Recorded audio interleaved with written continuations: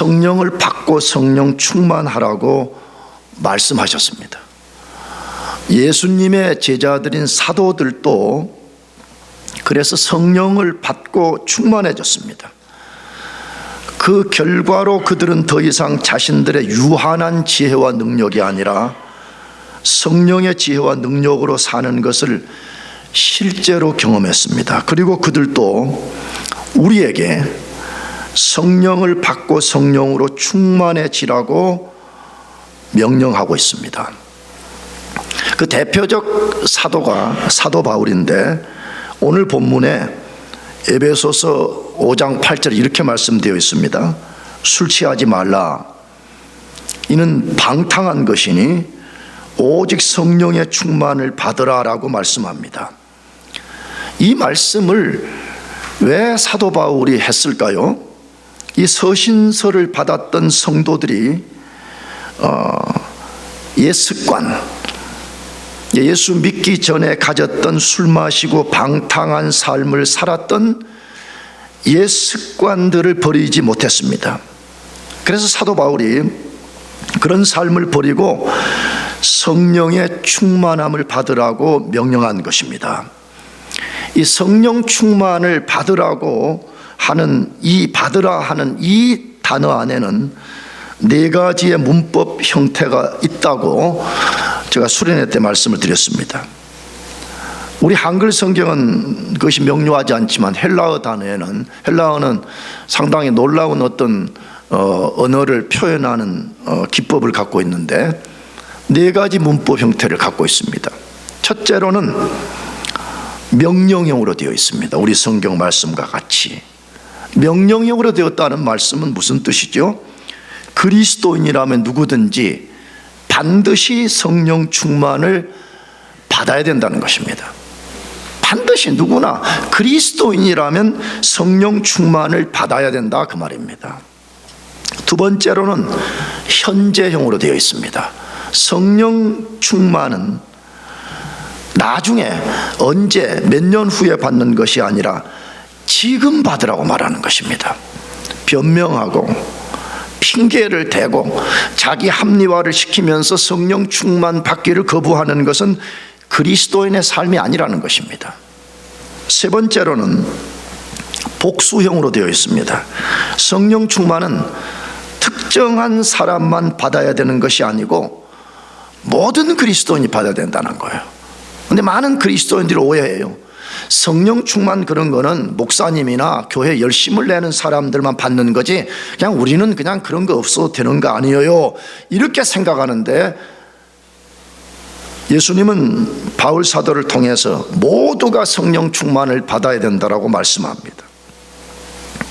마지막 네 번째로는 수동태로 되어 있습니다.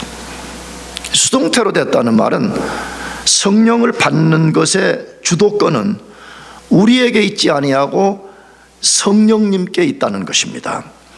성령님은 우리가 성령 받기를 사모하고 갈망하면 성령 충만을 반드시 주십니다. 그러나 성령은 우리 사람들이 임의로 조종할 수 있는 그런 분이 아니고 우리는 오직 그 앞에 순종과 갈망과 사모함을 가지고 기다릴 때 받을 수 있다라고 말씀하는 것입니다.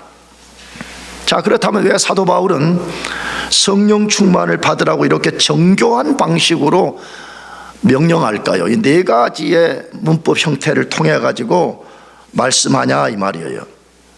그리스도인이 성령 충만을 받지 아니하면 아무도 하나님 뜻대로 살 수가 없습니다. 여러분, 자신과 제가 착각하면 안 됩니다. 성령 충만하지 않아도 우리가 하나님을 기쁘시게 할 수 있다라고 생각한다면 그건 완전히 오산입니다.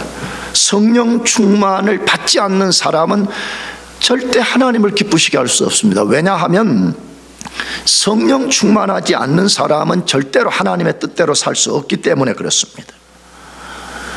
나가서 앞에서 말씀드린 대로 성령 충만을 받을 때만이 우리는 성령 안에서 100만 가지의 은총을 누릴 수 있기 때문에 그렇습니다.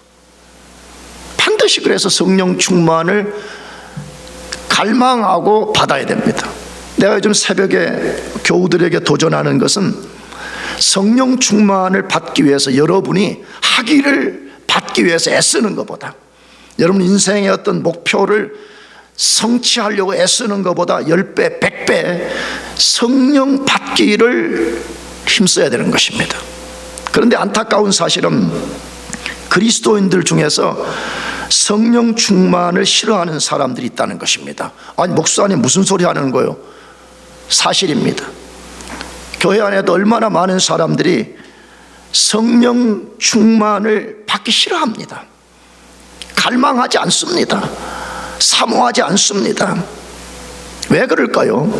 제가 자주 인용했던 A.W. 토저 목사님은 그의 책 보혜사라는 책에서 그런 사람을 4가지 유형으로 나누었습니다. 다시 말하면 성령 충만을 왜 싫어하는가?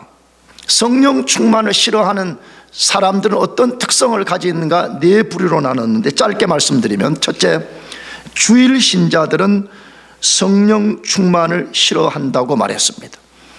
그가 긴 이유를 썼는데 제가 서머라이즈해서 말씀드리면, 그 이유는 성령이 그들의 삶에 영향을 끼치는 것을 원치 않기 때문이라고 말했습니다.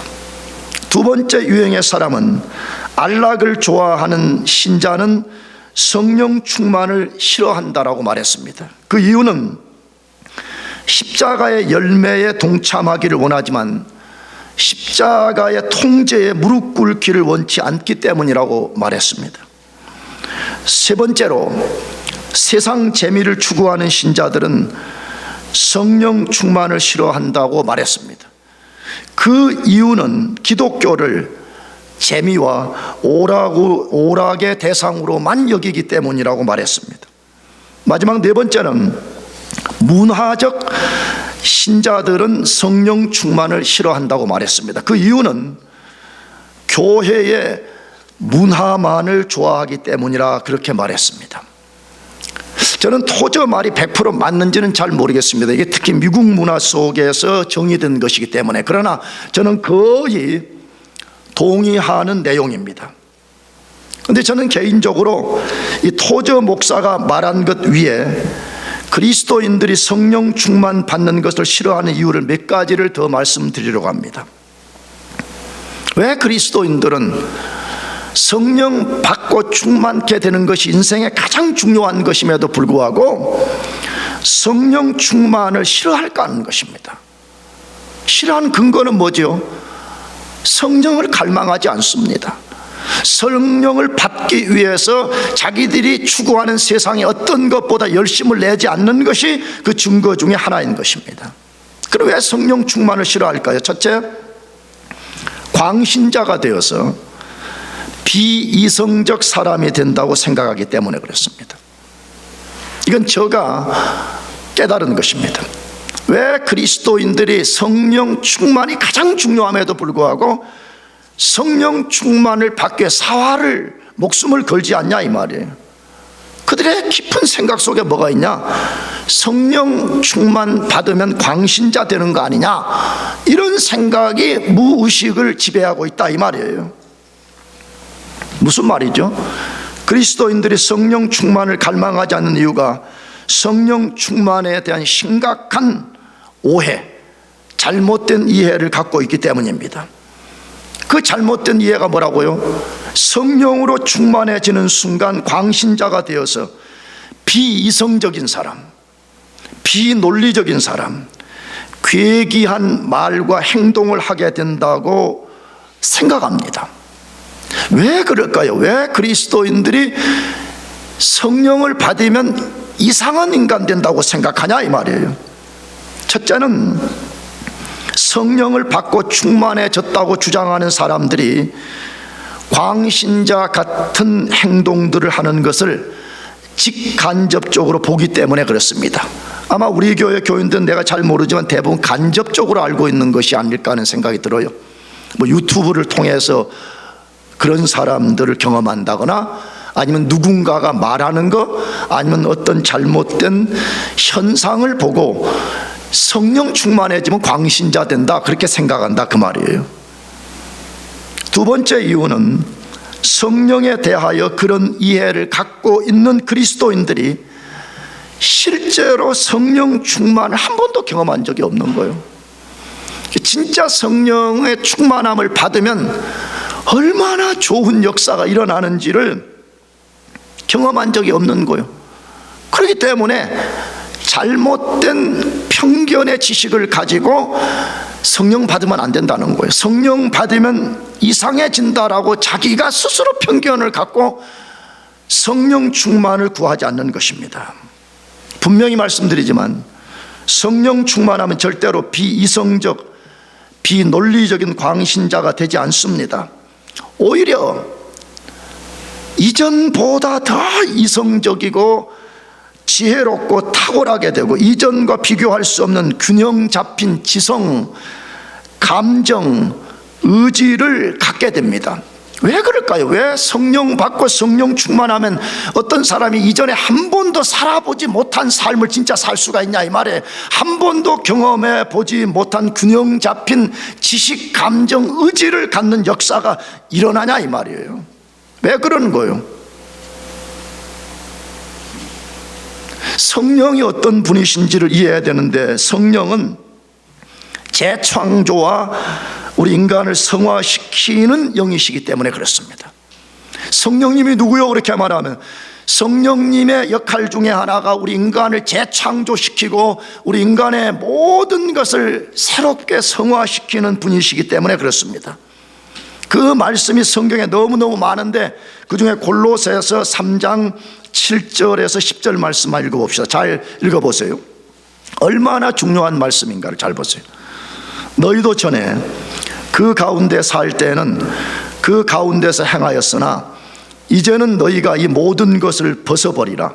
곧 분함과 노여움과 악의와 비방과 너희 입에 부끄러운 말이라. 너희가 서로 거짓말을 하지 말라. 옛사람과 그 행위를 벗어버리고 새 사람을 입었으니 이는 자기를 창조하신 이의 형상을 따라 지식에까지 새롭게 하심을 입은 자니라. 그리스도인의 비포와 애프터를 분명하게 말한 거죠. 예수 믿고 성령 받기 전에 그런 부도덕한 삶을 살았던 것과 예수 믿고 성령 받고 변화된 사람의 특성 중에 하나가 뭐냐? 그렇게 말할 때에 이는 자기를 창조하신 이의 형상을 따라 지식에까지 새롭게 하심을 입은 자니라. 여러분, 성령은 우리 속에 광신적 역사를 만들기 위해서 오신 분이 아닙니다. 그분은 우리의 죄로 타락해버렸고 죄로 철저하게 왜곡되어 있는 우리 내면의 세계를 다시 재창조하고 다시 회복시키시고 다시 온전하게 만들어 주시기 위해서 오신 것입니다. 믿으시기 바랍니다. 그렇기 때문에 진짜 성령 받고 진짜 성령 충만해지면 어떤 일이 벌어지느냐, 우리의 이 지성, 우리의 지성이 좋은 면에서 더 날카로워지게 되는 것입니다. 어떤 본질을 깊이 꿰뚫어 볼 수 있는 능력이 생기는 것입니다. 나가서 과거에 우리의 메마르기 그지없었던 감정이 더 아름답고 풍요롭게 되는 역사가 일어나서 사람과의 관계는 말할 것도 없고 하나님 앞에 이전에 자기가 할 수 없었던 그런 아름다운 것을 하나님께 드리는 역사가 일어나는 것입니다. 죄로 철저하게 뒤틀려진 의지가 순전함 속에서 강해지기 시작하는 것입니다. 그래서 예전에는 죄 짓는데 발이 빨랐습니다. 아예 죄와 결탁한 삶을 살았습니다. 그러나 성령 충만하게 되면 그 의지가 계속해서 하나님을 구하고 하나님을 사랑하게 되기 때문에 하나님 말씀에 순종하는 역사가 발빠르게 일어나는 것입니다. 오순절에 성령을 받았던 사도들과 성도들을 보시기 바랍니다. 그들 중에 단 한 사람이라도 광신자들이 있었습니까? 없었습니다. 여러분 주의해야 됩니다. 여러분, 성령이 일으키는 신비한 역사와 거짓된 성령의 역사 속에서 광신적 태도를 보이는 것은 전혀 다른 것입니다. 성령이 일으키는 신비한 역사는 정말 우리 인간의 이성으로 다 이해할 수가 없습니다. 그러나 그 신비한 성령에 붙들리면 인간이 광신적으로 변하는 것이 아니라 이전에 가질 수 없었던 지극히 날카로운 이성을 갖게 되고 과거에 한 번도 경험해보지 못한 감정과 의지를 갖는 역사가 일어나는 것입니다. 오늘 본문의 사도 바울이 술 취하지 말라 이는 방탕한 것이니 오직 성령의 충만함을 받으라 말한 다음에 18절 이하에부터 성령 충만을 받는 사람들이 나타나는 결과들을 하나씩 잘 집에 가서 읽어보시기 바랍니다. 어느 한 곳이라도 광신자가 된다라고 되어 있지 않고 이전에 살아보지 못했던 진정한 삶을 살게 되는 역사가 일어나게 된다. 그렇게 돼. 제일 먼저는 하나님을 경외하는 역사가 일어나. 아멘. 하나님을 경외하는 역사가. 여러분, 인간들이 왜 겁없이 죄짓고 타락하고 엉망으로 시계추처럼 왔다 갔다 하는지 아십니까? 하나님을 경외하지 않기 때문에 그렇습니다.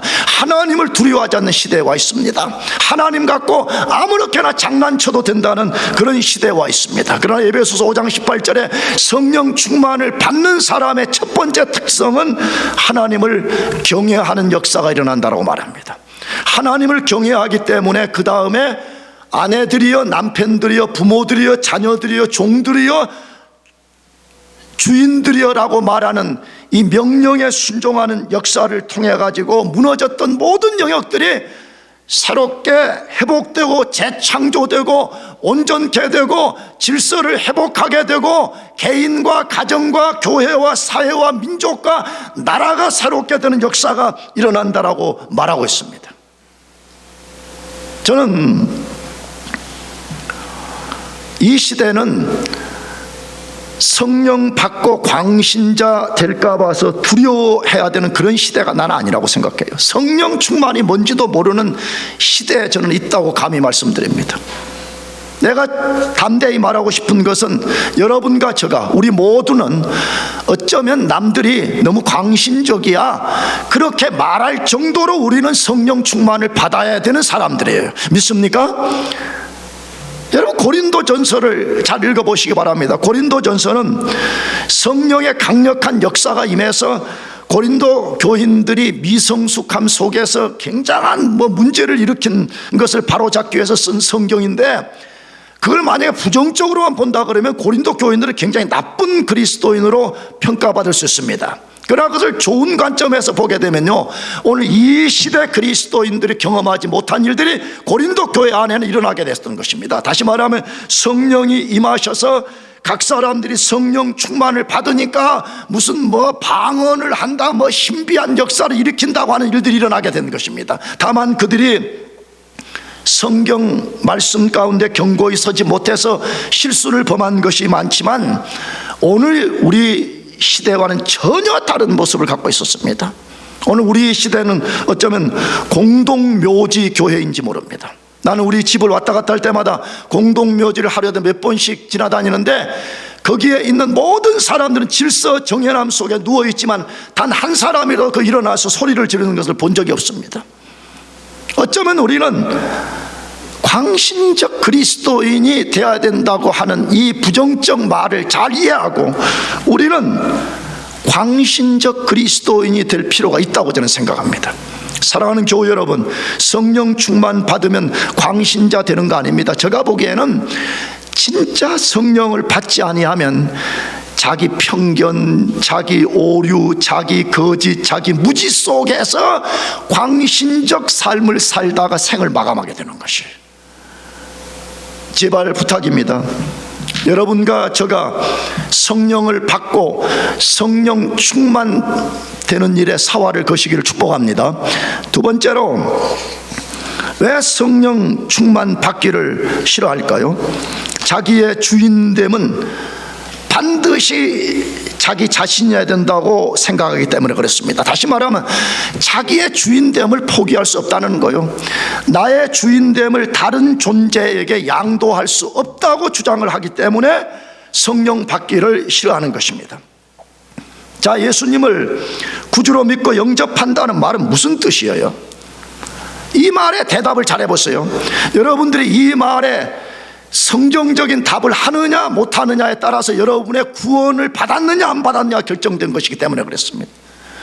예수님을 자신의 구주로 믿고 영접한다는 말이 무슨 뜻이에요? 요한복음 1장 12절에 영접하는 자 곧 그 이름을 믿는 자들에게는 하나님의 자녀가 되는 권세를 주셨다고 말하는데, 예수님을 자기 자신의 구주로 믿고 영접한다는 말은 무엇을 말하는 거냐 이 말이에요. 노파심에서 말씀하는데 여러분, 교회 나오는 걸 말하지 않아. 내가 교회 열심히 다녔어요, 그런 걸 말하는 거 아니에요. 예수님이 자기 자신을 죄와 사망에서 구원해주는 구출자요, 세이비어요, 주인으로 인정하고 모셔드리는 것입니다.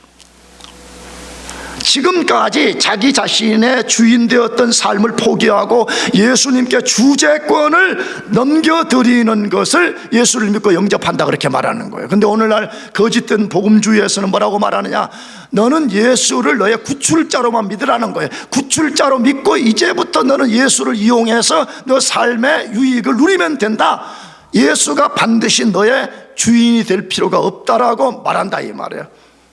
나는 개혁주의 선배들의 해석과 나 자신의 해석한 근거에 분명하게 말씀드릴 수 있습니다. 예수님을 자기의 구출자로는 믿으면서 주인으로 믿지 않는 사람들은 구원받은 사람이 절대로 아닙니다. 예수님을 자신의 구주로 영접한다는 것은 예수님만이 나의 유일한 구출자요, 동시에 그분만이 나의 주인이요 왕입니다 하는 것을 인정하고 그분을 주인과 왕으로 모셔드리고 실제 삶에서 그분의 주되심과 왕되심을 인정하고 사는 것이 구원이라고 말하는 것이에요. 이것을 로마서 6장 표현으로 말하면, 지난주에도 잠깐 말씀드렸지만 옛 자아에 지배된 삶을 중단하고 새 자아로 사는 것을 말합니다. 예수 믿는 게 뭐요? 구원받은 게 뭐요? 그렇게 말하면 옛 자아에 지배된 삶을 완전히 포기하고 새 자아로 살아간다 그 말입니다. 자연인은 한 자아만 갖고 있고 그리스도인만이 두 자아를 갖고 있습니다. 자연인의 한 자아의 특성이 무엇일까요? 성경은 말합니다. 타락한 아담의 자아이고, 부패한 자아이고, 죄에 지배된 자아이고, 자기를 주장하는 이기적 자아이고, 어둠에 갇힌 자아이고, 동시에 어둠 그 자체인 자아라고 말합니다. 나아가서 그런 자아는 철저하게 하나님을 반항하는 자아라고 말합니다. 그러면 그리스도인들은 어떻게 두 자아를 갖게 되었습니까? 예수님을 구주로 믿을 때 성령의 역사에 의해서 예수님이 그 사람 안에 들어오심으로 예수님이라는 새로운 자아를 갖게 된 것입니다. 그래서 두 자아를 갖게 되고, 그때부터 진짜 그리스도인들은 영적 갈등을 경험하게 되어요. 진짜 그리스도인들은 예전에 자기가 가질 수 없었던 치열한 내면의 영적 전쟁을 경험하게 됩니다. 왜 그렇습니까? 자기 안에 있는 옛 자아와 새 자아가 충돌을 일으키고 그 두 자아가 서로 그 사람을 지배하려고 하기 때문에 그렇습니다. 그래서 로마서 6장은 말합니다. 만일 어떤 그리스도인이 자신을 새 자아에 복종시키지 않고 옛 자아에 복종시키면 그는 의의 종이 아니라 죄의 종이 된다고 분명하게 말하고 있습니다. 그러므로 그리스도인이라고 하는 사람들이 얼마든지 비그리스도인처럼 살 수 있습니다. 얼마든지 죄 짓고, 얼마든지 육체의 욕망을 따라 살고, 얼마든지 세상 한복판에 가서 살면서도 자기가 그리스도인이라고 말할 수 있는 것입니다. 자, 그러면 왜 그리스도인들이 옛 자아를 버리고 새 자아를 따라 살지 못할까요? 많은 이유가 있을 것 같아요. 많은 이유. 그러나 두 가지만 말씀드리면, 옛 자아의 위험성을 깨닫지 못할 뿐만 아니라 옛 자아를 따라 사는 것이 너무나 익숙해졌기 때문에 그렇습니다. 이 그리스도인들의 치명적인 문제가 뭐냐 그러면, 먼저는 옛자와 새자가 뭔지도 모르고 교회를 다니는 사람들이 태반이야. 그리고 옛자를 따라 살면 그 옛자가 얼마나 무시무시한 파괴를 낳는가를 전혀 생각하지 않는 거예요. 왜 그러느냐? 대부분 그리스도인들은 외적인 데만 관심이 있어. 외적인 거, 외적인, 말 그대로 외적인 거, 우리 밖에 어떤 거 자꾸 이런 것으로 자기를 높게 만들려는 데만 관심이 있어. 근데 성경은 절대로 그렇게 말한 데가 한 군데도 없다 이 말이에요. 성경은 너희 내면, 너희 숨은 사람, 너희의 그 신의 속성을 받은 그 부분을 너희들은 지키고 조심해야 된다 그렇게 말하는데, 그리스도는 무방비 상태에 있는 거예요. 아니, 옛자를 따라 살면 뭐 어때? 나 당장 먹고 살 것, 나 당장 학위 받고 당장 세상에서 부자 되면 되는 거지, 내면 세계가 뭐가 그렇게 중요하냐라고 생각하기 때문에 옛자 그런 것들은 나한테 아무 문제가 안 된다고 말해. 성경은 아니라고 말한다 이 말이에요. 너희들이 만일에 옛자를 따라 산다면 제가 앞에서 말씀드린 너희는 반드시 옛자에 사로잡히다가 파멸에 떨어지고 말 것이라고 말씀하신다 이 말이에요.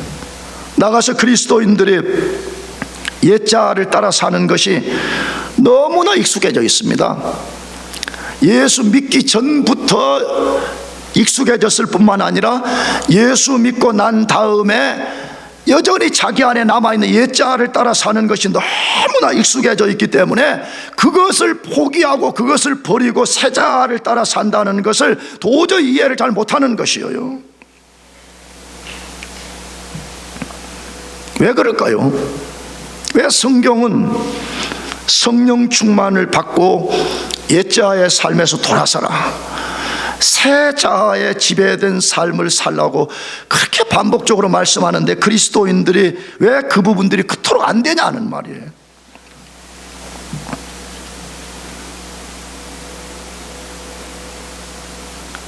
그건 여러분들이 뭐 공부를 많이 못하고 뭐 그런 거 절대 아니에요. 그런 거 아무 관계가 없어요. 기분 나쁘게 들을 필요 하나도 없어. 성경이 그렇게 말하니까. 그런 거는 우리의 이 세상에서 외적인 어떤 것과 아무 관계가 없어요. 그 이유가 뭐지요? 성령 충만을 통해서 새 자아로 사는 것을 경험해 보지 못해서 그래요. 난 여러분들을 나쁜 뜻으로 도전하는 게 아니에요. 여러분들이 진짜 성령 충만을 받고 새로운 자아로 살아볼 때에 그것이 얼마나 좋은 것이며 그것이 얼마나 우리들에게 큰 블레싱을 주는가를 경험해 볼 수 있어야 돼요. 그런데 이걸 한 번도 경험해 보지 못한 사람들은 성령 충만 받고 옛자아를 버리고 새 자아를 갖고 살아라 그렇게 말해도 전혀 그것을 이해할 수 없고 받아들이지 못하는 것입니다. 그리고 계속 그런 삶을 삶을 앞에서도 말씀드렸지만 그런 삶이 익숙하지가 않아요.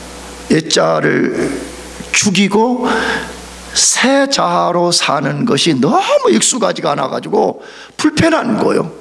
그러니까 그냥 쉽게 옛자의 방식을 따라서 살고 마는 것입니다. 그래서 위대한 사도 바울이 갈라디아서 2장 20절에서 옛자를 계속 십자가에 못 박지 않고 성령 충만을 통해 새 자아로 살지 않으면 안 된다고 말하는 것이에요. 그것이 유명한 갈라디아서 2장 20절 말씀인데 읽어보십시다. 내가 그리스도와 함께 십자가에 못 박혔나니 그런즉 이제는 내가 사는 것이 아니요 오직 내 안에 그리스도께서 사시는 것이라. 이제 내가 육체 가운데 사는 것은 나를 사랑하사 나를 위하여 자기 자신을 버리신 하나님의 아들을 믿는 믿음 안에서 사는 것이라. 할렐루야. 이게 진짜 그리스도인의 삶이라 이 말이에요. 그리스도인은 어떤 사람이에요? 내가 그리스도와 함께 십자가에 뭐 했어요? 못 박혀버린 거예요. 여러분, 십자가에 못 박혔다는 말은 뭐예요? 나는 죽었다는 말이에요. 십자가에 못 박힌 사람은 자기 자아로 움직일 수가 없는 상태에 빠졌다 그 말이잖아요. 나는 더 이상 옛자에 지배된 사람이 아니라 이 말이에요. 그러면 그 사람 뭐 한다 그래요? 이제는 내가 사는 것이 아니요 이제는 내가 사는 것이 아니라고 말해. 이제는 내가 사는 거 아니라 무슨 말이야? 나는 이제 더 이상 옛자에 지배된 삶을 살지 않는다 그 말이죠. 그러면 어떻게 사냐 이 말이죠. 오직 내 안에 그리스도께서 사시는 것이라. 이제 내가 육체 가운데 사는 것은 나를 사랑하사 나를 위하여 자기 자신을 버리신 하나님의 아들을 믿는 믿음 안에 사는 것이라. 할렐루야. 이게 진짜 그리스도인 거예요. 그러므로 뭘 말하는 거예요?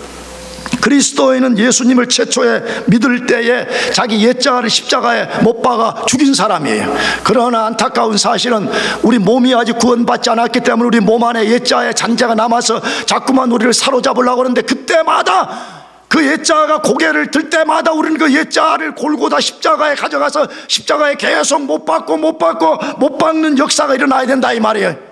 그럴 때만이 우리는 옛자를 죽이고 새 자를 따라 사는 역사가 일어난다고 말하는 것이. 그런데 문제는 아무도 우리 스스로는 그 일을 해낼 수가 없습니다. 우리 스스로는 그런 능력이 없어요. 그러므로 반드시 우리가 성령 충만 받아야 됩니다. 아멘. 성령 충만 받을 때만이 우리 속에 일어나는 옛자를 십자가에 계속해서 못 박아 죽임으로써 우리는 옛자에 지배된 삶이 아니라 새 자인 그리스도를 따라 사는 역사가 일어난다고 말해. 그렇게 되시기를 축복합니다. 그렇게 되지 않겠어요? 교회만 다니다가 졸업하고 가면 되겠어요? 세 번째로, 왜 그리스도인들이 성령 충만 받기를 싫어하는 것이, 고난받고 희생하는 고달픈 삶을 산다고 생각하기 때문에 그렇습니다. 많은 그리스도인들이 아마 그렇게 생각하는 것 같아요. 성령 충만해지면 삶이 골치 아파진다라고 생각하는 것 같습니다. 그 골치 아프다고 생각하는 내용이 뭐예요? 성령 충만해지면 자기의 자유로웠던 삶은 사라지고 예수님과 교회를 위해서 고난을 받고 헌신하는 속박된 삶을 살게 된다라고 생각하는 것입니다. 그래서 성령 충만 받으라 그러면 안 받아요. 갈망하지 않아요. 의도적으로 피해버려요. 그런데 놀라운 사실은 그런 사람들이 예수님이 고난과 희생을 통해서 만들어 주신 열매는 되게 원합니다. 다시 말하면 예수가 가져다 준 축복은 내가 받겠다는 거예요. 그러면서 자기 마음대로 세상을 살다가 자기 마음속에 갈망하는 게 뭐냐? 나 그래도 언젠가 천국 가고 싶다는 거예요. 나 천국 가는 것은 나 진짜 원한다. 그렇게 살고 있어요. 난 잘 모르겠어. 그러나 그런 사람들도 그들의 바람대로 예수님이 만들어주신 열매를 즐기다가 천국에 갈 수 있는지 난 솔직히 잘 모르겠어. 아마 갈 수도 있을 것 같아요. 그러나 잘 생각해 보십시다. 예수를 위해서 고난받기를 원하지 않아. 복음을 위해서 희생하기를 원하지 않아. 그냥 예수가 가져다 준 것만 누리다가 언젠가 천국 가겠다. 그러나 그런 사람들은 어떤 사람들이에요? 예수님과 사도들의 명령을 정면으로 거역하는 사람들입니다. 정면으로 불순종하는 사람들입니다. 왜 그렇습니까? 예수님은 이 땅에 계시는 동안에 친히 자신이 고난을 받으셨을 뿐만 아니라 자신을 따라오는 사람들을 위해서 너희도 반드시 나를 따라오려면 고난을 받아야 된다고 말씀했습니다. 대표적으로 누가복음 9장 23절 하반절에 아무든지 나를 따라오려거든 자기를 부인하고 날마다 제 십자가를 지고 나를 좇을 것이니라 라고 말씀했습니다. 여기 자기를 부인하고 자기 십자가를 진다는 말이 무엇인지는 신학적으로 여러 가지 의미들이 있습니다. 그러나 오늘 설교와 관련해서는 고난을 각오하라는 것이에요. 너 나의 제자가 돼서 날 따라오기를 원하느냐? 그렇다면 너는 고난받기를 각오하고 때로는 너가 엄청난 희생을 감당해야 되는데 그 희생을 각오하고 따라오라, 지금 그 말이에요. 내가 금요일 날도 우리 대학부 친구들에게 말했어요. 성경이 말하는 제자와 그리스도인이 다른 게 아니에요. 이 현실 교회에는 하도 그리스도인들이 엉망으로 사니까 제자 훈련이란 프로그램을 따로 만들어 가지고 그리스도인 위에 제자가 따로 있는 것처럼 이 현재 교회가 그렇게 가르치고 있다 이 말이에요. 근데 성경은 그리스도인과 제자는 동의어라 이 말이에요. 근데 그리스도인이 되려면 어떻게 해야 되냐? 진짜 그리스도의 제자가 되려면 뭐 해야 되냐? 반드시 그리스도를 위해서 고난과 희생을 각오하고 따라가야 된다라고 말하는 것입니다. 예수님이 친히 말씀하셨어요.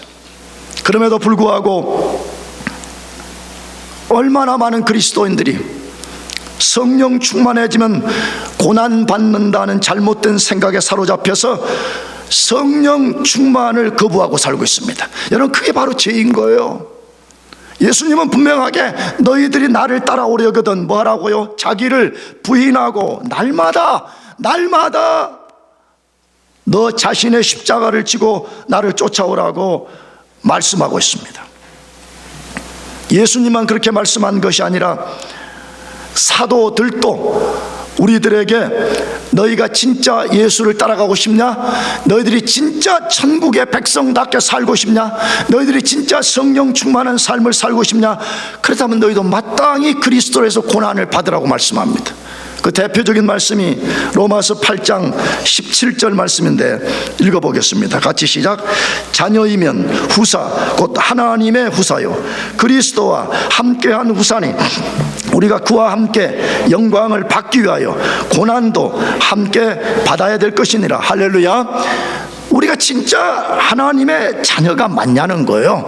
진짜 우리가 앞으로 영광스럽게 천국을 기업으로 물려받을 후사들이 맞냐? 그렇다면 너희는 마땅히 그 영광을 받기 위하여 고난도 함께 받으라 그렇게 말씀하고 있습니다. 다시 말하면 그 십자가의 고난에 가시면류관이 없는 사람은 앞으로 장차 천국에서 영광의 면류관을 받을 수 없다는 말인 거예요. 베드로 사도도 똑같이 말했습니다. 베드로전서 4장 16절 만일 그리스도인으로 고난을 받은즉 부끄러워 말고 도리어 그 이름으로 하나님께 영광을 돌리라. 여러분, 그리스도인의 삶이라는 것은요 고난이 친구가 돼야 된다고 말해요. 근데 고난 받는 거 싫어요? 고난 받는 거 수치스러워요? 내가 볼 땐 그런 사람 그리스도인 아닐 가능성이 높아. 사도 베드로가 뭐라고 말해요? 만일 그리스도인으로 고난을 받은즉 뭐 하지 말라 그래요? 부끄러워하지 말라고 말해요. 당당하라고 말해. 당당하라고 말해.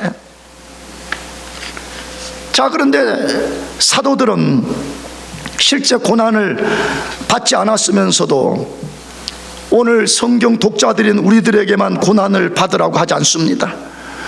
그들은 오늘 현대 그리스도인들인 우리들이 상상할 수 없는 고난을 받고 12사도들이 전부 다가 순교자가 된 거예요. 물론 사도 요한 한 사람만 순교의 제물이 됐다가 안 죽어가지고 그런 자연사를 했다고 되어 있는데 12명 전부가 순교의 제물이 된 것입니다. 사도행전을 읽어보면 12사도들이 복음을 전하다가 어느 날 유대 종교 지도자들에게 체포가 된 후에 책찍에 맞고 풀려났으며 너희 한 번만 더 가서 예수의 이름으로 말하면 너희는 죽는다라는 집행유예를 받고 풀려났습니다. 그때 그들이 종교 지도자들에게 보인 반응이 사도행전 5장 41절에 소개되어 있는데 읽어보겠습니다. 사도들은 그 이름을 위하여 능욕받는 일에 합당한 자로 여기심을 기뻐하면서 공회 앞을 떠나니라. 얼마나 멋지고 위대한 사도들인지를 소개한 것이죠. 뭐라고 했다고요? 그 이름을 위하여 능욕을 받는 일에 합당한 자로 여기시고 기뻐하면서 공회 앞을 떠났더라. 그렇게 소개되어 있습니다. 그리스도인들이 예수님을 위해서 고난받는 것은 사도들의 반응처럼 합당하게 여기고 기뻐해야 될 일입니다. 그런데 오늘 그리스도인들이 반대로 합니다. 이 겁먹은 짐승들처럼 말이에요, 벌벌 떨면서 어떻게 하면 고난을 받지 않을 것인가, 어떻게 하면 희생 없는 그리스도의 열매를 먹을 것인가, 거기에만 집중하고 있다는 것이에요. 그러나 예수님을 보세요. 예수님 자신이 십자가에서 죽으셨습니다. 그의 제자들이 다 순교의 제물이 됐습니다. 그들은 실제 고난을 받았을 때에 불평하지 아니하고 합당하게 여기고 기뻐했더라라고 되어 있습니다. 왜 우리가 그렇게 해야 됩니까? 왜 우리가 성령 충만을 받고 고난받는 것을 두려워하지 않고 고난을 받았을 때 우리가 합당하게 여기고 왜 우리는 더 기뻐해야 됩니까? 첫째, 예수님이 우리를 그렇게 살도록 부르셨기 때문에 그렇습니다. 우리를 부르신 예수님이 내가 고난을 받은 것처럼 너희도 고난을 받으라고 말씀했기 때문에 그런 것입니다. 두 번째로, 우리를 죄에서 속량해 주시기 위해서 그분이 우리의 모든 언어를 다 동원해도 그 은혜를 묘사할 수 없는 그 어마어마한, 난 내 표현에 의해 억만분의 일이라도 갚는 것이기 때문에 그런 것이에요. 여러분, 그리스도인들이 이것을 갚으면 의로워지는 거 아니에요. 우리는 의로워졌기 때문에 그 은혜가 감사해서 예수의 은혜의 억만분의 일이라도 우리가 갖겠다는 심정으로 우리가 그렇게 살아야 된다 이 말이에요. 세 번째는 하나님의 자녀된 증거이기 때문에 그래요. 예수님이 산상설교 팔복에 너희가 나를 위해 고난을 받는다면 너희가 바로 하나님의 자녀된 증거라라고 말했기 때문에 그렇습니다. 고난을 통해서만 성화가 만들어지기 때문에 그렇습니다. 우리는 얼마나 옛자에 강하게 지배된 존재들인지를 아는 방식은요, 우리 자신들이 쉽게 성화가 안 일어난다는 것을 보면 알게 돼요.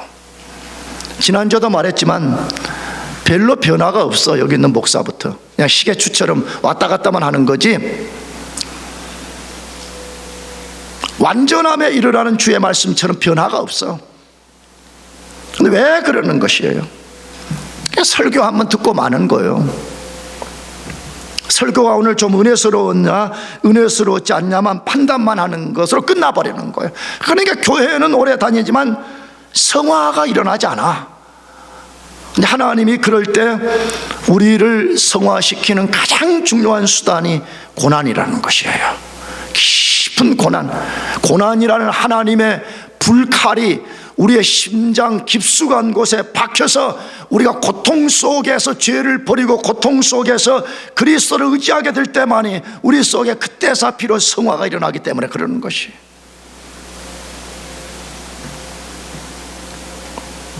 천국의 소망을 둘 수 있기 때문에 그렇습니다. 내가 볼 때는 오늘 이 시대 그리스도인들은 너무 잘 살아요. 나를 포함해서 너무 세상이 좋은 거예요. 없는 게 없는 시대 속에 살고 있으니까 천국, 인생의 우선순위가 아니에요. 있는지 없는지 모르겠지만 있으면 언제 갈 수 있게 보험이나 하나 들어놓자, 그런 식으로 산다 이 말이에요. 그런데 인간이 언제 천국의 소망을 깊이 갖게 되느냐, 이 세상에서 고난을 받을 때예요. 그래서 언젠가 말씀드렸어요. 이 고난을 통과하지 않은 신앙, 거짓일 가능성이 많아요. 불을 통과한 광물질만이 진짜 보석이 되듯이 고난이라는 이 불을 통과해야만이 진짜 신앙인으로 거듭나게 되는데, 그리스도인들이 그 자체를 피해버려요. 마지막으로는 심판날에 상을 받을 것이기 때문에 그렇습니다. 난 마지막으로 여러분 자신과 저에게 하고 싶은 이야기 하나 있어요. 만일에 여러분과 제가 우리가 이 땅에서 옛자에 지배되어서 그렇고 그런 삶을 살다가 우리 인생을 마친다면 우리는 심판날에 얻을 상이 하나도 없을 것입니다. 고린도전서 3장에 우리가 어떻게 살아왔는지를 하나님이 불로서 다 심판한다고 되어 있습니다. 그래서 어떤 사람이 불의 시험을 통과하지 못한다면 그는 그의 모든 것이 사라져버리고, 사람이 쓰는 표현, 부끄러운 구원을 얻는다는 거예요. 물론 신학자들은 구원이라는 것은 완성인데 부끄러운 구원이라는 게 어딨냐고 말하면 맞습니다. 그러나 우리 표현으로 하면 그렇다 이 말이에요. 그리스도의 보좌 앞에 우리가 나아갈 때에 우리가 이 땅 가운데서 행한 모든 것을 믿음의 마차에 싣고 그분의 보좌 앞에 가서 우리 인생을 다 드러내야 되는데, 우리가 가지고 간 믿음의 마차에 아무것도 없는 것입니다. 있는 것이라고는 겨우 구원 하나 받은 거예요. 혹시 여러분 중에 목사님 나는 겨우 구원만 받아도 됐어 계십니까? 그런 사람 할 수 없습니다. 여러분, 우리가 성령 충만을 받읍시다. 아멘. 그런 거짓된 생각, 거짓된 이론에 사로잡혀서 성령 충만을 이론으로만 말하고, 성령 충만은 무슨 선교사님들만 받아야 되는 건 줄 알고, 이름뿐인 그리스도인으로 살지 말고 우리가 진짜 성령 충만함 속에 살면서 뭔가 좀 우리 속에 내면의 변화와 우리가 일생에 한 번도 경험해 보지 못한 성령으로 말미암는 신비한 역사들을 경험할 수 있어야 되지 않겠습니까? 나는 여러분 모두가 그렇게 되기를 주 예수 그리스도의 이름으로 축복합니다. 기도하겠습니다.